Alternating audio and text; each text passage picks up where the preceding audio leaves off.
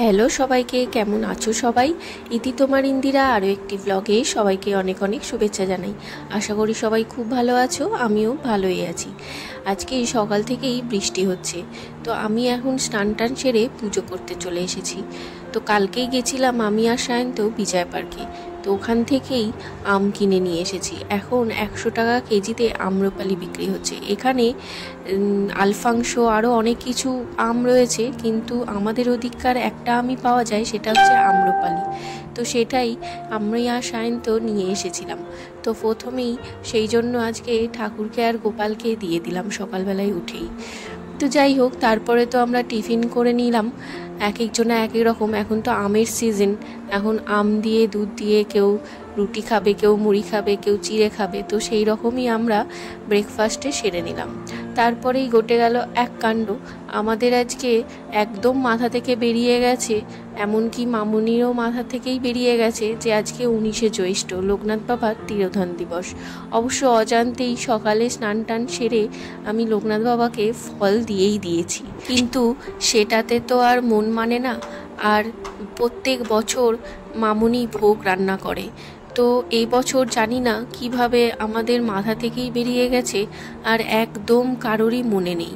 তো ওই কারণে আমি বসে থাকতে থাকতে হঠাৎ করেই মনে পড়লো সায়ন্তকে একবার বলে দেখি যাওয়ার জন্য, কিন্তু ও কাজে বসেছে বলে নিচে আর গেল না।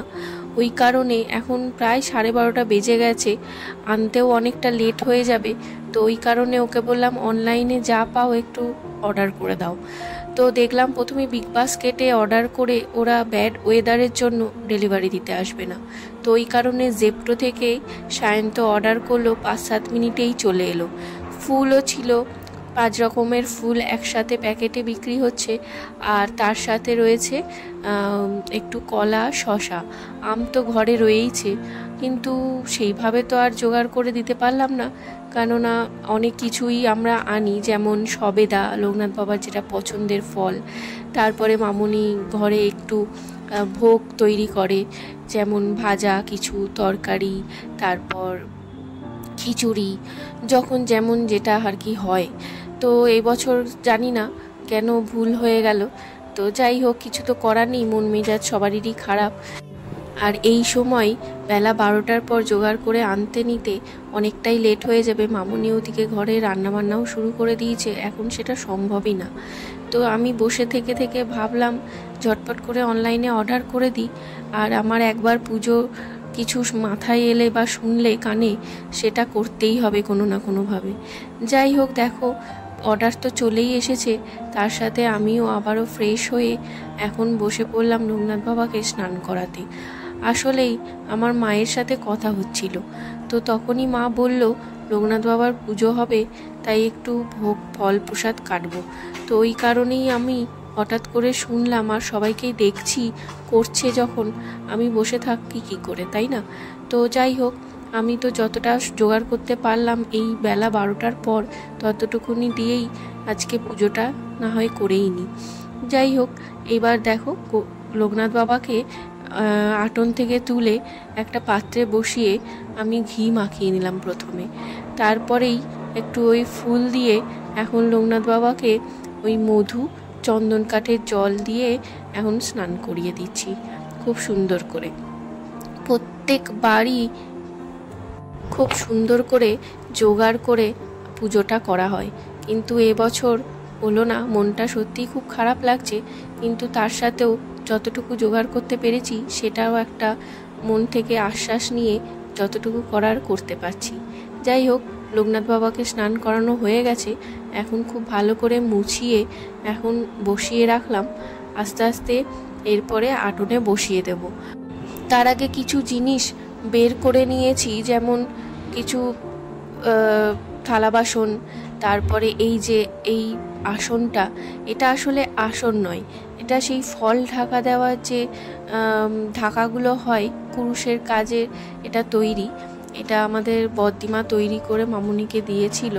তো সেটাই রাখা রয়েছে। এখন তো ওটা আসন হিসেবেই আমি ব্যবহার করি, কেননা ফল টল জোগাড় করে সঙ্গেই পুজো করে নিই। এমন তো নয় যে পুরোহিত আসবে জোগাড় করে রেখে দেবো, ঢাকা দিয়ে রেখে দেবো। তো ওই জন্য আমি ওটা আসনের কাজে ব্যবহার করি ঠাকুরের। খুব ভালো লাগে দেখতে, কাজটা হাতের খুব সুন্দরও হয়েছে। তো যাই হোক, তো ওইটাই পেতে দিলাম। এরপরে লোকনাথ বাবাকে বসিয়ে দিলাম। খুব সুন্দর লাগছে, লোকনাথ বাবার মূর্তিটা আরও যেন চকচক করছে। প্রতিদিনই আমি অবশ্য ঠাকুরের সমস্ত মূর্তি ফটো মুছি, কিন্তু আজকে যেহেতু আলাদা করে ঘি মাখিয়ে স্নান করালাম, তো ওই জন্য যেন আরও সুন্দর লাগছে। আর এই মূর্তিটা মামনির খুব প্রিয় একটা মূর্তি। তো এটা প্রথমে বোম্বেতে ছিল না, আমরা যখন আগে বিজয় পার্কে থাকতাম তখন একটা ছোট মূর্তি ছিল, সেটাও রয়েছে পাশের ঘরে। তো ওই মূর্তিটাও আমি জোগাড় করে দেব। তো ওটা আমি বিয়ের পর আসার পর ওটাকে কালার করেছিলাম, তো ওটাও তোমাদের সাথে দেখাবো, শেয়ার করব। তো এটা আমরা যখন লকডাউনের পর আসি তখন এই মূর্তিটা মেমারিতেই ছিল, এটা মামুনি সাথে করে নিয়ে আসে। তো আমারও খুব পছন্দের এই মূর্তিটা, তো আমিও খুব সুন্দর যত্ন করে রাখি রোজ। যাই হোক, চলো এখন ফল কেটে নেওয়ার পালা। প্রথমেই ওই শসা আর কলাটা কেটে নিচ্ছি। এরপর এই যে থালাটার বাকি কিছু কিছু জিনিস বের করেছিলাম আর কি, এই ফল টল কেটে দেবো বলে। এখানে প্রথমে শসা, কলা, তারপর আবার আম দিয়ে দিলাম। আর এই যে চিড়ে দেখছো, এই চিড়েটাও দিয়ে দেব। আসলে মায়ের সাথে বসে বসে কথা বলছিলাম আমাদের যে আজকের অবস্থাটা, মানে হঠাৎ করেই ভুলে গিয়েছি এই ঘটনাটার কথা মাকে জানাচ্ছিলাম। তো মা বলল চিন্তা করে লাভ নেই, এখন এই বেলার মধ্যে তো আর জোগাড় করা সম্ভব না, মন খারাপ করেও লাভ নেই, একটু বরং চিড়ে ভোগ দিয়ে দে, ঠাকুরকে চিড়ে ভোগও দেওয়া যায়। তো ওই একটা আশ্বাস নিয়েই, মনে একটু আনন্দ নিয়েই চিড়ে ভোগও দিয়ে দিলাম। কি আর করব। আর যেহেতু মিষ্টি আনতে পারিনি, কেননা অনলাইনের অর্ডারে তো অনেক রকমই অর্ডারে সবাই করে, যেমন ডিম ফিমও থাকে, তো ওই কারণে আর সেটা করিনি। শুধু ওই চিনি মিছরি ছিল সেটাই দিয়ে দিলাম চিড়ের ওপর। যাই হোক, এরপর তো মোটামুটি জোগাড় হয়ে গেছে। আর লোকনাথ বাবাকেও ফুল দিয়ে দিয়েছি, খুব ভালো একটা গোলাপও দিয়েছে সঙ্গে, বেশ ভালো লাগছে। এরপর প্রদীপ জ্বালিয়ে আর একটু ধূপ আর ধুনো দিয়ে এখন পুজোটা সেরে নেব, এমনি কিছুই না। আর এই দেখো, এই যে বললাম আমাদের যে আর একটা লোকনাথ বাবা রয়েছেন, তার জন্য এই ছোট ছোট কিছু জায়গায় ভোগ রেডি করে নিয়েছি। এই যে আমাদের এই লোকনাথ বাবাটার কথাই তোমাদেরকে বলছিলাম। আমি বিয়ের পর এসে এই লোকনাথ বাবাকে কালার করেছিলাম, পুরো সাদা ছিল। যাই হোক, কেমন লাগছে জানিও। তো এরপরে এই লোকনাথ বাবাকেও স্নান করিয়ে নিয়ে মুছিয়ে টুছিয়ে এখন বসিয়ে দিয়ে এসছি আটনে বাইরের ঘরে, তোমাদের সাথে সেটা শেয়ার করব। তো তার আগে দেখে দিই আজকে ছোট মতো এই আয়োজনটা আমি করতে পারলাম। এই হঠাৎ করে মনে পড়ে যাওয়ার পর খুবই ভুল হয়ে গেছে, অন্যায় হয়ে গেছে, আমাদের ভুল হয়ে গেছে, মানে ভুলে গেছি আর কি। তো যাই হোক, যতটুকু পারলাম ঠাকুরের ইচ্ছায়, লোকনাথ বাবার ইচ্ছায় যতটুকু পারলাম জোগাড় করে দিলাম।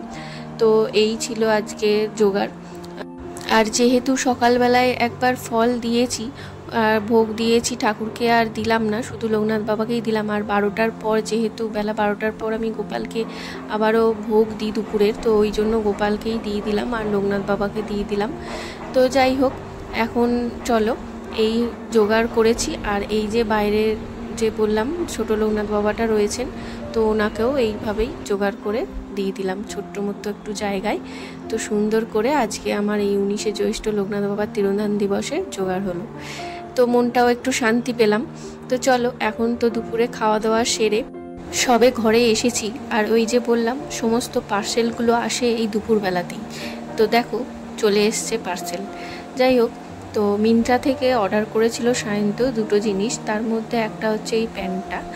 ও মিন্ত্রাতে দেখছিল, এখন মিন্ত্রাতে অনেক অফারও চলছে, দাম অনুযায়ী অনেকটাই অফার চলছে। তো এই প্যান্টটা ও সবসময় পরার জন্য আর কি, ওই ছোট যে হাফ জিন্সগুলো হয়, তো ওই জিন্সের প্যান্টগুলো একটা কিনেছে, অলরেডি একটা রয়েছে ডার্ক ব্লু কালারের। তো যেহেতু অফার চলছে দেখছিল, তো ওই কারণেই বলল আরও একটা অর্ডার করে দিই সবসময় পরার জন্য। এখন বর্ষাকাল তারপরে গরমকাল দুটোতেই বেশ লাগে এই সমস্ত হাফ জিন্স প্যান্টগুলো, তো ওই জন্য এটা অর্ডার করেছে। একটা খুব সুন্দর সফট রয়েছে, কালারটা একটু অন্যরকম। আর একটা যেটা অর্ডার করেছে সেটা হচ্ছে এই শার্টটা, এটাও খুব সুন্দর। এটার দাম রয়েছে 2150 টাকা, মোটামুটি এটা 700 টাকায় পেয়েছে। আর প্যান্টটা 1000 টাকা ছিল, ওটা মোটামুটি 300 না 350 টাকায় পেয়েছে। খুব মানে অফার চলছে এই সময় মিন্ত্রাতে, তো ওই কারণে। আর জামাটাও না খুব সুন্দর, সফট এবং কটনের। আর ওদের এই শোটো পারপাসে খুব লাগে, এই ব্ল্যাক হোয়াইট এই যে ব্লেজারের সাথে পরার জন্য আসলে নিয়েছে, ওইটাই ট্রায়াল দিয়ে দেখছে। যাই হোক, হঠাৎ করেই মানে ও প্রথমে শুধু শার্টটা পরেই দেখাচ্ছিল, আমি বললাম ব্লেজারের সাথে একবার পরে দেখো কেমন লাগছে, ওই জন্য আর কি ব্লেজারটা পরে নিয়েছে।